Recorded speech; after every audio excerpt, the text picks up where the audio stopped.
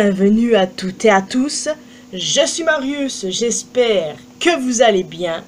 Ce mardi, nous avons eu droit à une bande-annonce officielle pour le film Five Nights at Freddy's. Vous me croyez si je vous dis que j'ai presque pleuré de joie quand j'ai regardé ce trailer pour la première fois?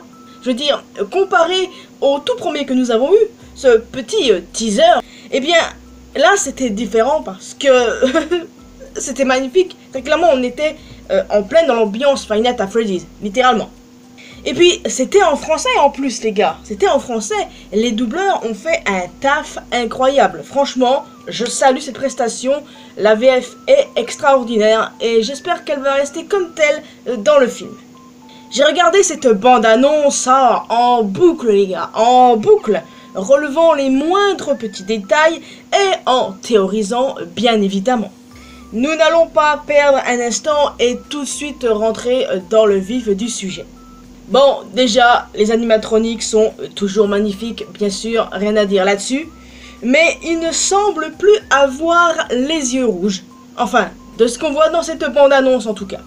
Blumhouse ont-ils cédé à la pression de certains fans? Non, je ne pense pas. À mon avis, ce sont juste leurs yeux qui changent de couleur. Donc, tantôt jaune, tantôt rouge, quoi. Je pense pas que Blumhouse ait cédé, qu'ils aient changé d'avis juste parce qu'il y a des mécontents. Ça m'étonnerait fort personnellement, je l'ai dit dans ma vidéo concernant le premier trailer. J'approuve totalement ce choix des yeux rouges. Enfin bon. En dehors du quattro original, donc Freddy, Bonnie, Chica et Foxy, qui est vraiment effrayant sur ce screen évidemment, nous retrouvons aussi le mystérieux Golden Freddy. Avec un petit air de Sans dans Undertale avec son œil bleu, on le voit très proche d'Abby, la petite sœur de Mike, comme on a pu le voir sur l'une des images teaser du film. Selon Vanessa, les animatroniques veulent que Abby devienne comme eux. Sauf que j'en reviens totalement à ma première interprétation lors de ma vidéo sur le premier teaser. Je pense toujours qu'ils veulent la protéger. Surtout Golden Freddy pour le coup. La protéger de quoi? De qui? De William Afton, bien évidemment. On sait qu'il rôde, on l'a vu dans ce trailer, les amis. Oui, en effet, nous avons vu Springtrap. Enfin, Spring Bonnie plutôt, étant donné qu'Afton est bien vivant dans le costume. Mais voilà quoi. En plus, c'était tellement creepy quand il a fredonné le Toreador March. Incroyable, ça m'a donné des frissons, ça va être incroyable. D'ailleurs les gars, je crois bien qu'on va avoir la fameuse scène où Afton se fait springlocker dans Spring Bonnie. La scène que j'attends le plus dans ce film, c'est vous dire. Je l'ai déjà dit, mais je le redis. Et puis quand même quoi, Springtrap, enfin, Spring Bonnie, quand je l'ai vu, j'ai crié de ouf là. Vous pouvez pas savoir à quel point. Springtrap c'est mon animatronique préféré, même si là c'est que Spring Bonnie, enfin, vous avez forcément compris. En parlant de William Afton, ce dernier apparaît ici sous le pseudonyme Steve Raglan, conseiller d'orientation. Et non en tant que William Afton. On sait que William aime changer de nom. Dave Miller, par exemple, dans les romans. Mais j'ai une autre théorie, juste comme ça les amis, ça m'étonnerait que ça se concrétise. Et si Steve Raglan était le nom du Fun Guy? William était donc dans son bureau peu de temps après sa mort et il a reçu un appel de Mike en prétendant être le Fun Guy et en utilisant Steve comme son alias.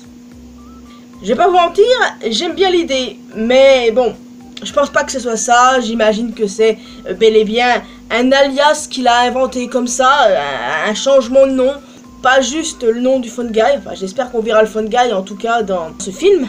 Enfin bon, est-ce que vous avez des idées? C'est juste une théorie comme ça, je pense pas qu'elle va se concrétiser.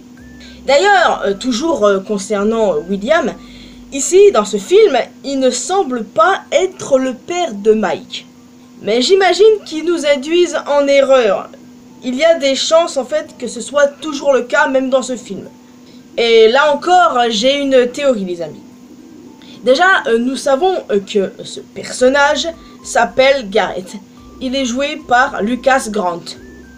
Peu de temps après avoir révélé jouer Mike enfant, Wyatt M. Parker a posté une photo de lui aux côtés de Lucas Grant, sous-titrée « Ravi de revoir mon petit frère ». Cela impliquerait que Gareth est très probablement l'enfant qui pleure de FNAF 4, Evan comme on l'appelle, Mike étant un responsable de sa mort lors de l'incident de 1983. Ça expliquerait pourquoi la description de Mike dit qu'il est, je cite, « rongé par la culpabilité d'une tragédie de son passé », donc la mort de son frère. Et puis, cette scène, du coup, de Mike qui voit Gareth partir en voiture, c'est peut-être une métaphore pour dire il est temps de faire le deuil de ton passé, du coup. De laisser ton passé derrière toi. Bah, je ne sais pas, c'est juste une interprétation personnelle.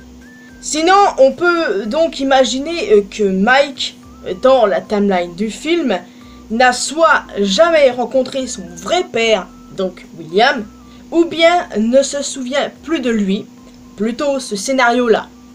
Lorsque Gareth est mort, la mère, jouée par Jessica Blackmore, a quitté William en prenant Mike avec elle. Elle a fini par se remarier avec un autre homme, joué par Gareth Hines, qui est décrit comme le père de Mike, avec qui elle a eu Abby, qui serait donc la demi-sœur de Mike. Personnellement, je trouve ce scénario plausible. Après, il se peut totalement que finalement Mike n'ait aucun lien de sang avec William, c'est tout à fait possible. Mais je pense qu'il y a des chances que ce soit le cas finalement, et j'aime bien ce scénario-là. En parlant de Mike, il semble vouloir bosser volontairement dans le restaurant, et non pour enquêter, tu vois. C'est Vanessa qui lui apprend que les animatroniques sont hantés par les enfants disparus. Pourquoi vouloir bosser dans un endroit pareil déjà pour commencer? Peut-être parce que lui et Abby ont besoin d'argent, vu qu'il est seul à l'élever. D'ailleurs, où sont les parents? Qu'est-ce qui leur est arrivé, quoi? Bon, ceci n'est qu'une supposition. À première vue, ils n'ont pas l'air d'être pauvres, hein, mais vous voyez à peu près où je veux en venir, je pense, non? On peut voir une boîte de pilules sur le bureau de Mike. Est-ce pour la dépression, étant donné son passé tragique, la mort de son frère? C'est assez plausible. Ou est-ce pour lutter contre les insomnies, pour le faire dormir? C'est aussi possible, étant donné qu'il dort sur ce screen. Mais j'ai une autre hypothèse. On a dans le trailer une scène où Mike se bat avec un autre gars dans une fontaine d'eau. Je pense que depuis la tragédie, Mike a des excès de colère et il prend des médocs pour ça. Cette scène de combat se passerait avant que Mike ne devienne gardien de nuit à Freddy's et qu'il a du coup été viré de son ancien taf à cause de cet événement. Il écrit Security sur son vêtement, donc j'imagine qu'il était également garde de sécurité dans cet endroit.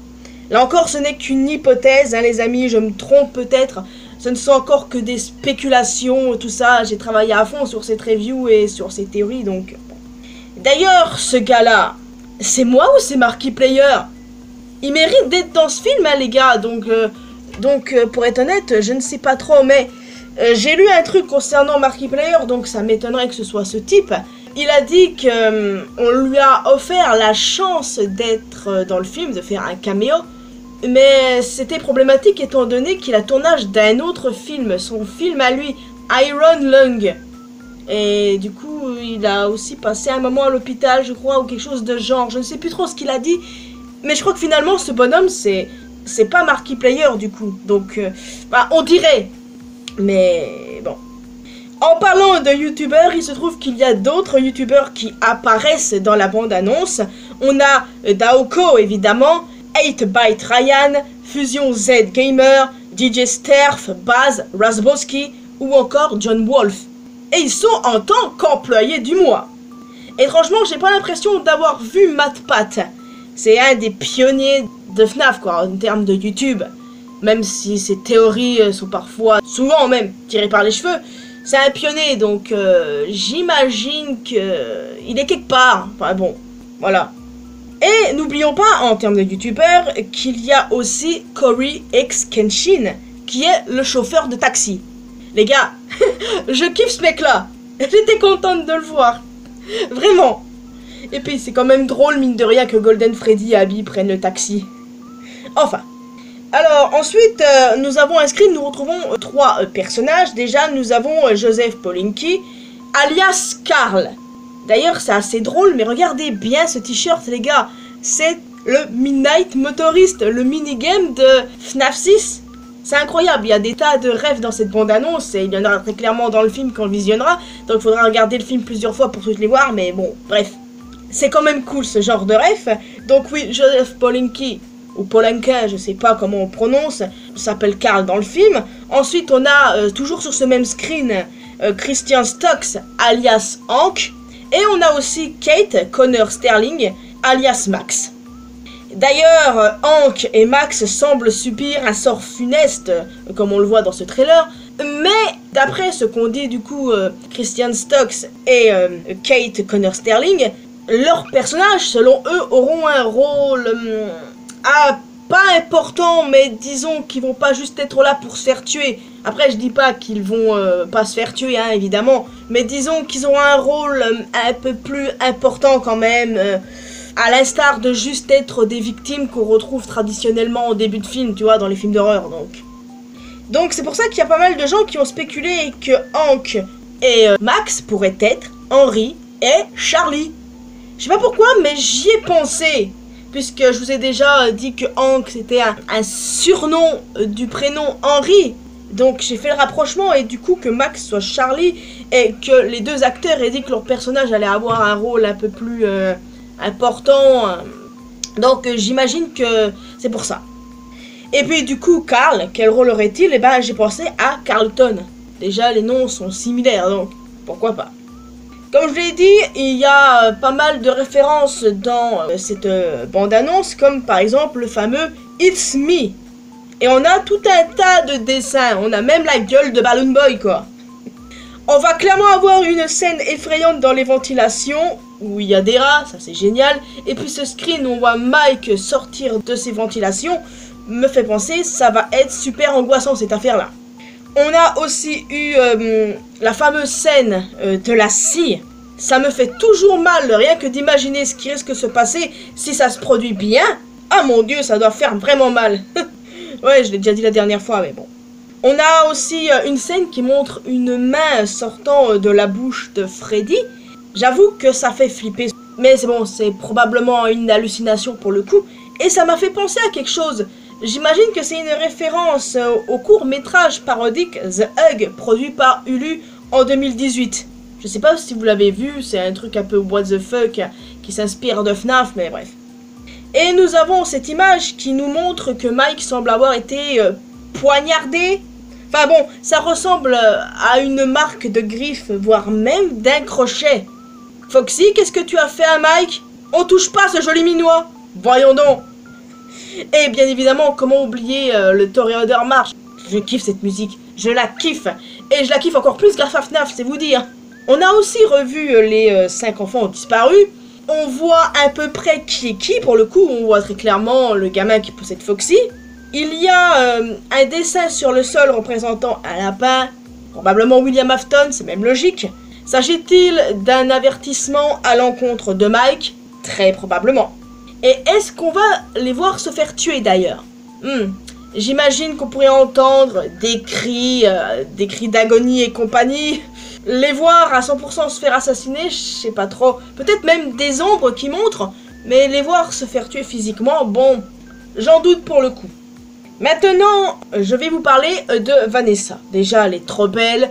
L'actrice qui a été castée pour jouer son rôle est vraiment incroyable. C'est un excellent choix. Pour certains, il y a des chances qu'elle se révèle être une méchante. Et pour le coup, j'espère pas. N'oublions pas que nous sommes supposés avoir une méchante déjà, interprétée par Mary Stuart Masterson, si je me rappelle bien. On sait pas quel rôle elle va jouer, en tout cas c'est sûrement pas Chica. Quelqu'un a été casté pour doubler Chica. Je sais pas du tout. On ne l'a même pas vu dans ce trailer d'ailleurs, alors je sais pas, je me pose des questions. Peut-être que c'est la mère de Vanessa du coup et que c'est une très mauvaise maman, je sais pas. Maybe, hein, je fais que des hypothèses. Enfin d'ailleurs, pour en revenir à Vanessa, je commence à croire qu'une romance entre elle et Mike est quand même plausible. À mon sens, la romance n'a pas sa place dans FNAF. Mais je ne vais pas vous mentir, je ne suis quand même pas contre cette idée. Au contraire. Et leur différence de taille est trop mignonne d'ailleurs. Vanessa est plus grande que Mike. J'aime bien les couples où la femme est plus grande que l'homme, je sais pas, je trouve ça mignon. Voilà. Nous avons aussi une scène où on retrouve Vanessa dans un lit d'hôpital et Mike qui est à son chevet. Par pitié, ne la tuez pas, c'est tout ce que je demande, hein, à part si c'est une antagoniste, ce que j'espère pas également. Ensuite, notons que l'insigne de Vanessa est basé sur le style des emblèmes utilisés pour les insignes du comté d'Utah-Washington, là où aurait lieu FNAF. En plus, Nebraska, comme on le voit écrit ici, est un état à côté de l'Utah. Donc, voilà, on sait où se déroule ce film. D'ailleurs, j'ai une théorie sur Vanessa. Nous savons qu'elle aura droit à un flashback sur quand elle était jeune. Une actrice a même été castée pour. Et on sait aussi qu'elle aura un, je cite, arc émotionnel fort. Est-il possible qu'elle soit liée à un des enfants disparus? Je ne sais pas pourquoi, mais je le sens au fond de moi. J'ai cette sensation-là. Peut-être que je me trompe, encore une fois. Mais je sais pas, c'est ce que je pense. Autre élément intriguant, son nom de famille semble être Shelly, comme c'est écrit ici, et plus Monroe, comme c'était le cas il y a quelques mois. Monroe, quand elle était enfant, il y a eu une histoire de divorce et elle est devenue Shelly. Je sais pas, on verra bien. Mais en tout cas, si Mary Stuart Masterson joue le rôle de sa maman, bon, écoutez, je sais pas. Encore une fois, on est qu'au stade des spéculations, les amis, et c'est pas plus mal que ça s'arrête ici. J'ai hâte de voir ce qu'il y en est dans le film. Bon, et tout ça me hype de ouf pour ce film tant attendu. C'est la même chose pour vous, j'imagine, et d'ailleurs, hein, hier, Universal nous a donné une nouvelle date de sortie, le 8 novembre, donc beaucoup plus tôt, et seulement une dizaine de jours après la sortie américaine. Et croyez-moi les amis, il faudra quand même faire attention aux spoils à partir de là. N'hésitez pas à me dire ce que vous avez pensé de cette bande-annonce et si vous avez des théories à partager, j'ai hâte d'en discuter avec vous. Il est donc temps pour moi de vous laisser ici les amis, j'espère que vous avez apprécié cette longue vidéo débrief, analyse, théorie sur la bande-annonce du film Five Nights at Freddy's. J'ai hâte du coup de lire vos théories, vos avis, tout ça évidemment, hein. Vraiment très hâte. Vous pouvez aussi laisser un petit pouce bleu, ça fait toujours plaisir. Vous pouvez me retrouver sur mes réseaux sociaux, les liens sont comme d'habitude dans la description, il n'y a pas de problème. Et surtout, le plus important, abonnez-vous à cette chaîne ainsi qu'à ma chaîne secondaire pour qu'on puisse se retrouver dans une prochaine vidéo. Bye bye. Reste pas là.